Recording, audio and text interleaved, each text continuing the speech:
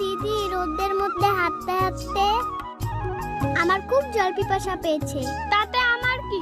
একটু ফটিটা দাও না, আমি একটু খাই। যা এখান থেকে, ভিখারি কোথাকার। আমি তোকে দেব না। দাও না দিদি, আমার অল্প খেতে ইচ্ছা করছে। বলছি না দেব না, ভাগ এখান থেকে। দাঁড়া, দিব তোকে। দাও দিদি, একটুকু নেই। কি ব্যাপার, এই মেয়েটা কে? কাঁদছে, যাই একটু দেখি তো। কি হয়েছে তোমার? ওই যে ওই মেয়েটা। চলো আমার সাথে। তুমি একটু বসো এখানে।